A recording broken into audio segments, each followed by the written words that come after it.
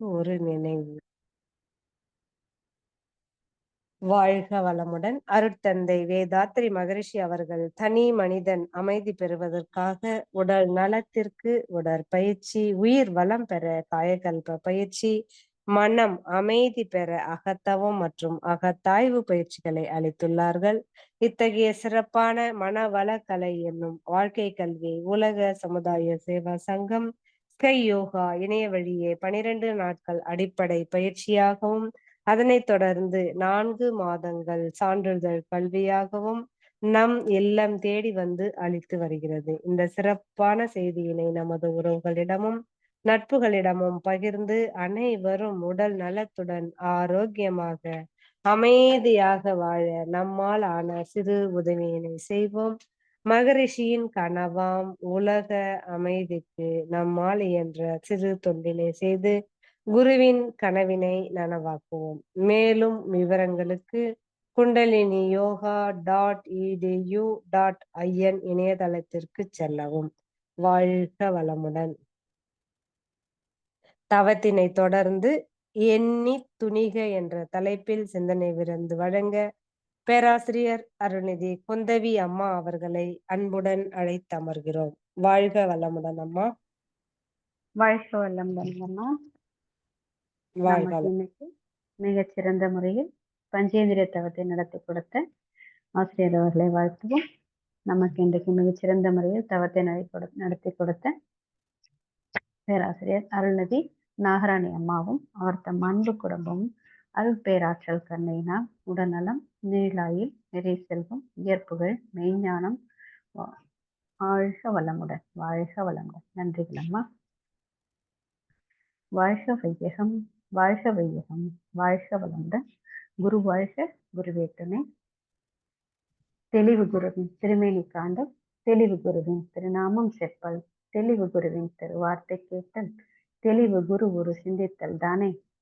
இணைப்பில் இணைந்துள்ள அனைத்து அன்பர்களுக்கும் மாலை வணக்கங்களும் வாழ்க வளமுடன் என்ற வாழ்த்துகள்.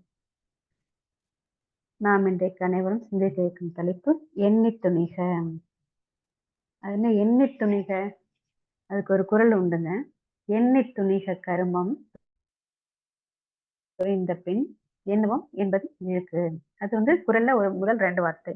இதுக்கு நம்ம பல வகையில நம்ம சிந்தனை நாம் எடுத்துக்கொள்ளலாம். எண்ணி துணிக அப்படின்னா எண்ணுனா 1 2 அது மாதிரி என்றதில்லை.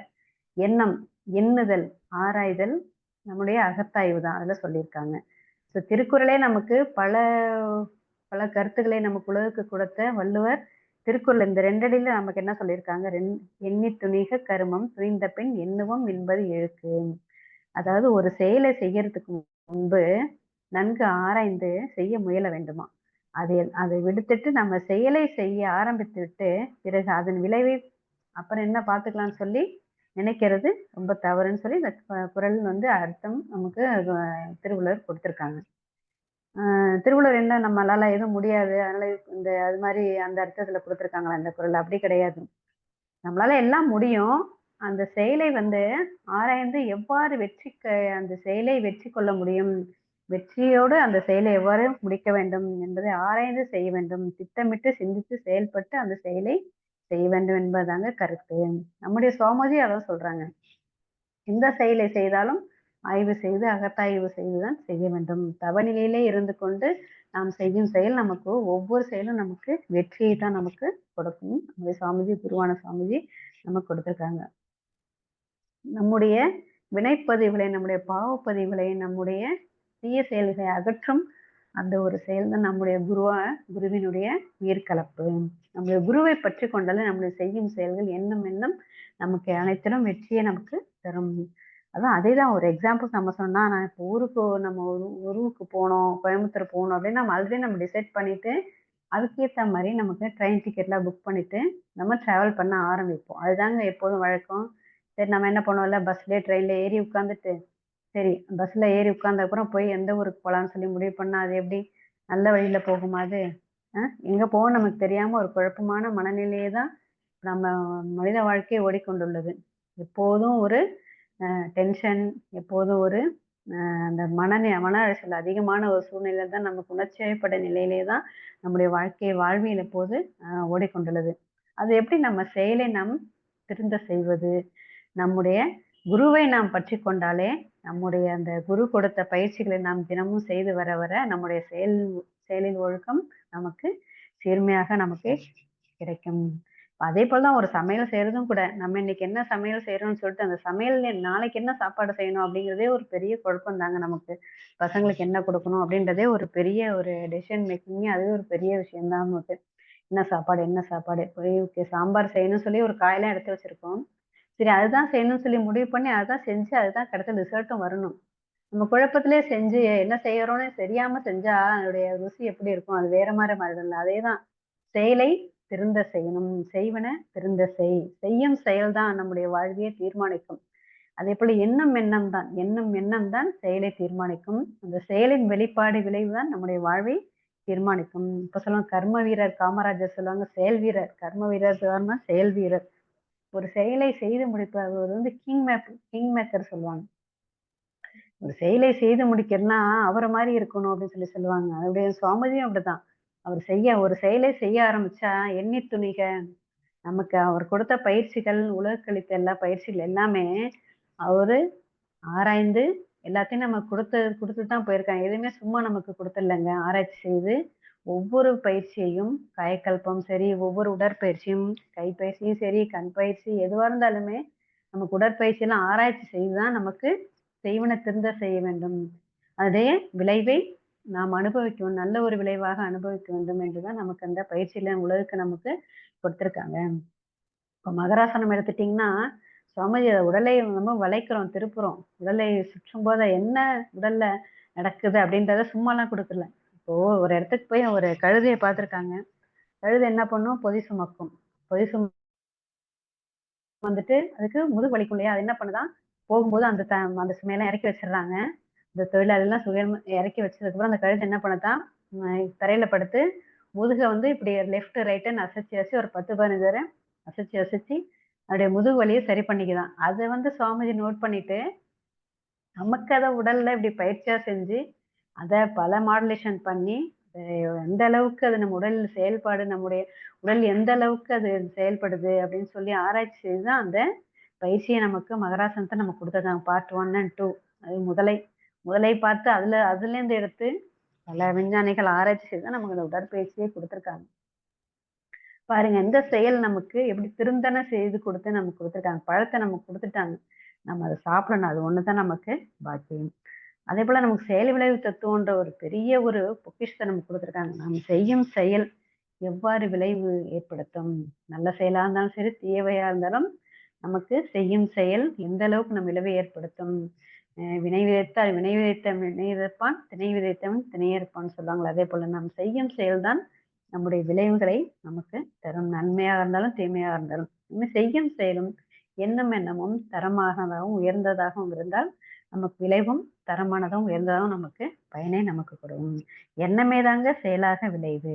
நம்முடைய வாழ்வின் எண்ணம் பாசிட்டிவா இருந்தா, நமக்கு விளைவு பாசிட்டிவா கிடைக்கும். நெகட்டிவா இருந்தா, நெகட்டிவா கிடைக்கும்.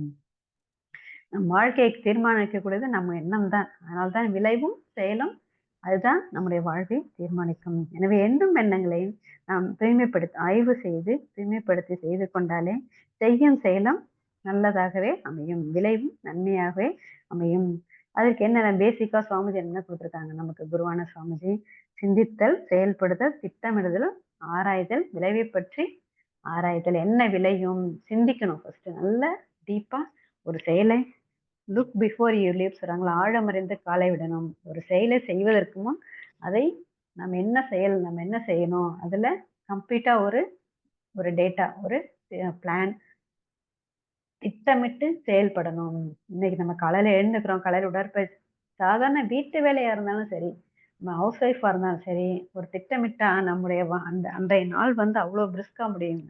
காலையில ஏர்லி மார்னிங் சீக்கிரம் எழுந்துக்கணும். அது முன்னாலே நம்ம அத தீர்மானிச்சுக்கணும். ஏர்லி மார்னிங் சீக்கிரம் எழுந்துக்கணும்.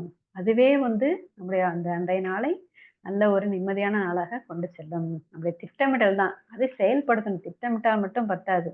முதல் நாள் நைட்டே அலார்ம்லாம் செட் பண்ணிட்டு, அந்த நைட் நல்லா தூங்கிர்றது.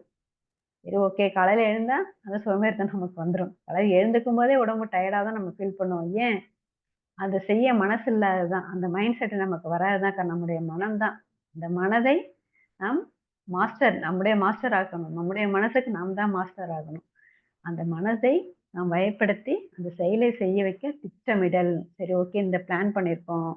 கரெக்ட்டா இந்த பிளான் நாளைக்கு நம்ம பண்றோம்னு சொல்லி நமக்குள்ளே நம்ம செல்ஃப் மோட்டிவேஷன் இருக்கணும். ஒரு சுய கட்டுப்பாடு, செல்ஃப் டிசிப்ளின் இருக்கணும். அப்பதான் நம்ம காலையில எழுந்து செய்வோம். சும்மா ஏனோ தானோ படுத்தோம், எழுந்தோம், 7:30, 8 மணி வரைக்கும் தூங்கணும் அப்படின்ட்டா எப்படிங்க இருக்கும்? அதே போல தான் நம்முடைய குழந்தைங்களும் நம்ம பார்த்து அந்த செயலை செய்வாங்க. அந்த எண்ணி துணிக கர்மம்னா என்ன? அந்த செயல் தான், செய்யும் செயல் தான் நல்லவையாக இருக்க வேணும். இந்த சாதாரண வீட்டு வீட்டு விஷயத்துல நம்ம வீட்ல என்ன நடக்குதோ அதுதான் வெளியிலயும் பழக்கமாகும். உலகத்துக்கும் அதுதான் பழக்கமா வரும். நம்முடைய அந்த குழந்தைகளையும் சரி, 15லேருந்து 17 வரைக்கும் அவங்க என்னென்ன ஆக்டிவிட்டீஸ் செய்றாங்களோ, அதுதான் அந்த வாழ்நாள் முழுக்களும் வரும். நம்முடைய எண்ணங்களும் அப்படிதாங்க. நம்முடைய குழந்தை முதல் நம்ம என்ன எண்ணம் என்றோமோ, அதுதான் நம்முடைய வாழ்நாள் வரைக்கும் நம்முடைய எண்ணங்கள் நமக்கு தொடரும். செயலாகவும் மாறும். குழந்தைகள நம்ம இப்பவே அந்த மோட்டிவேஷன் அவங்க என்ன படிக்கணும், அவங்களுக்கு சின்ன சின்ன ஹிண்ட் குடுத்துட்டோம்னா, அவங்க மைண்ட்ல அது விதையாவே விதைத்து, அவங்க என்ன ஆகுறாங்க, என்ன ஆகணும் அவங்களுக்குள்ள ஒரு ஆசை இருக்கும்ல, அதை இன்னும் தூண்டிவிடும். பசங்களுக்கு பாசிட்டிவ் எண்ணங்களை, இது நீ என்ன படிக்கணும்னு நினைக்கிறியோ படி. கூடவே இந்த நாலேட்ஜையும் வளர்த்துக்கோன்னு சொல்லி நம்ம நம்ம தான் கைடன்ஸ், பேரன்டல் கைடன்ஸ் ரொம்ப முக்கியம். இப்போ உள்ள காலகட்டத்தில.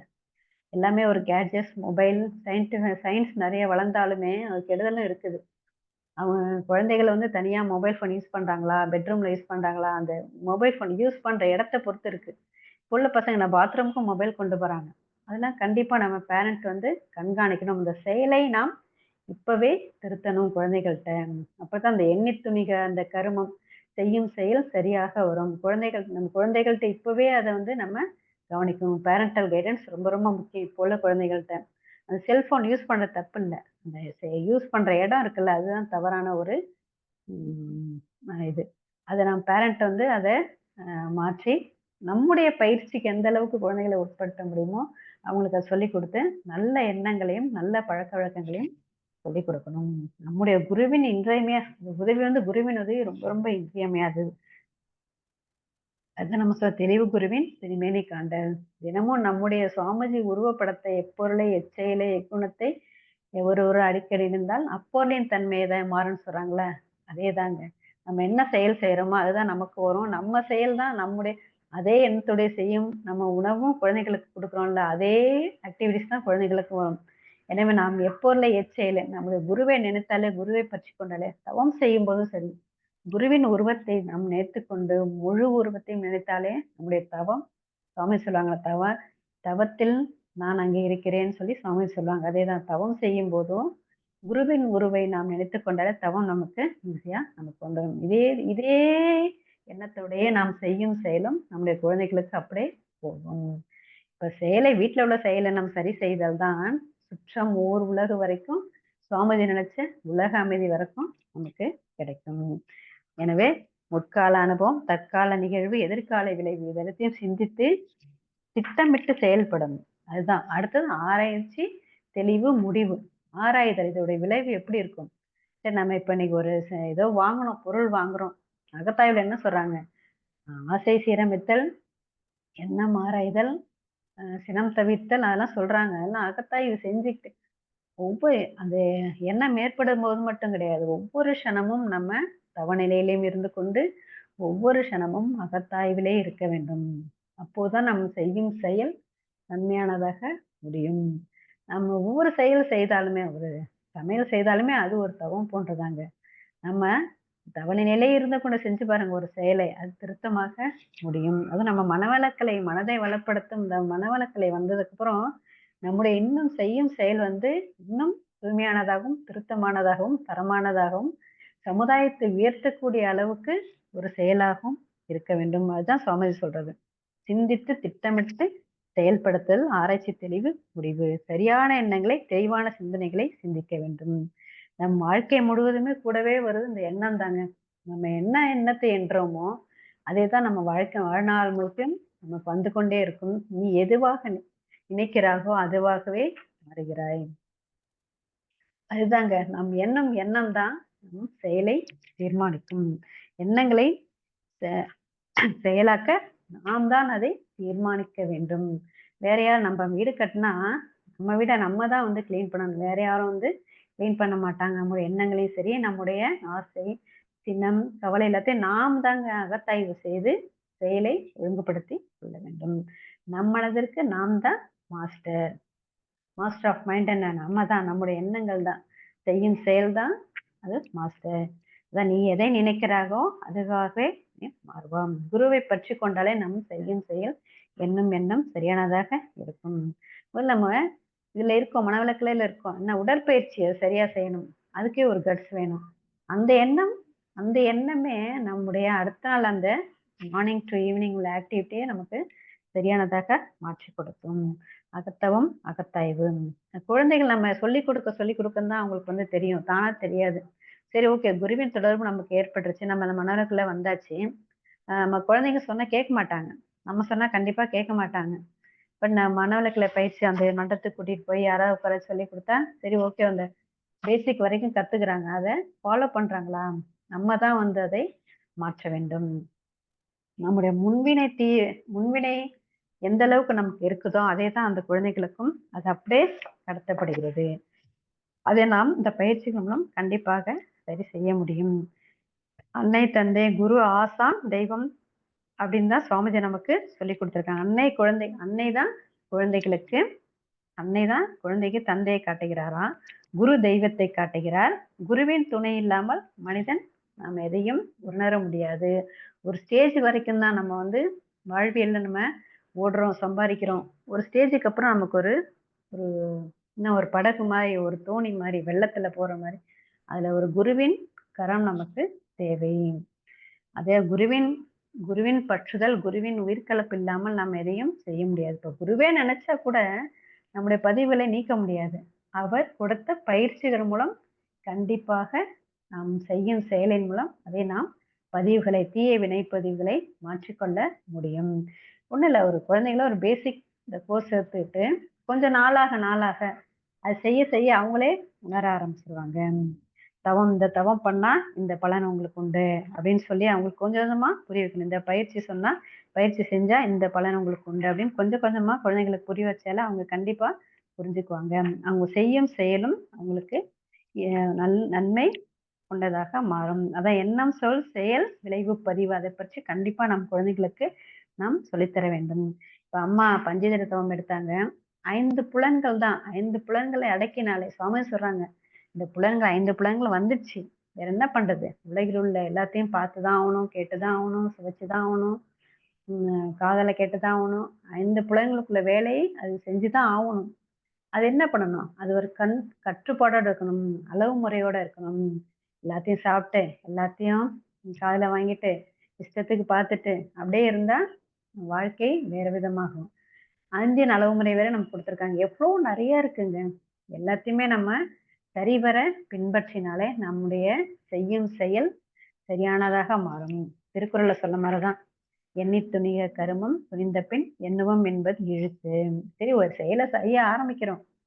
அது கரெக்டா வெற்றிகரமா எப்படி முடிக்கணும்? அதுதான் திட்டமிட்டு சிந்தித்து செயல்படுத்துதல். செயலை செய்ய ஆரம்பிச்சுட்டு, சாம்பார் வைக்க ஆரம்பிச்சுட்டு, வேற ஏதோ யோசனை இல்ல, அது வேற மாதிரி மாறிடுச்சா எப்படி அது? என்பது இழுக்கு, எண்ணுவம் என்பது இழுக்கு. சரி, இது செய்ய ஆரம்பிச்சிட்டோம், சரி எப்படி வேணாலும் போகட்டும் அப்படின்னு நினைக்கிறது தான் இழுக்கு, தவறு. கடைசியில அது தவறா முடிஞ்சிடும். நம்மளால எல்லாமே முடியும். திருக்குறள்ல இப்படி கொடுத்துருக்காருன்னு நினைக்க வேணாம் நம்ம. சரி, எந்த செயல் செஞ்சாலும் யோசிச்சுதான் செய்யணும்னு சொல்லி கொடுத்துருக்காங்க.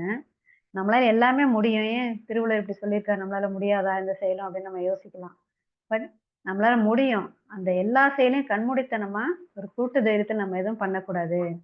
அப்போ வந்து புத்தர் வந்து காட்டுக்குள்ள எல்லாம் போனா எல்லா விலங்குகளும் அவர் அடிபணிந்து வணங்குமா.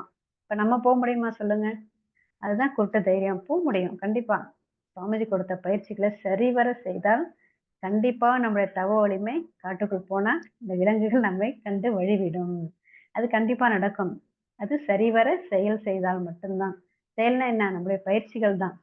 அகத்தவம், அகத்தாய்வு செய்தால் மட்டுமே அது சாத்தியம். அதேதான் எண்ணி துணிக.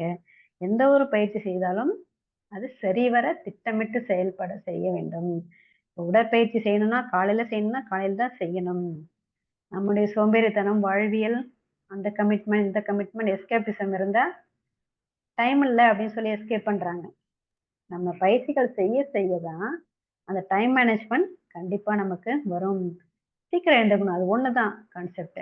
5 மணிக்கு எழுந்து அகத்தவம், உடற்பயிற்சி செய்து அகத்தவம்.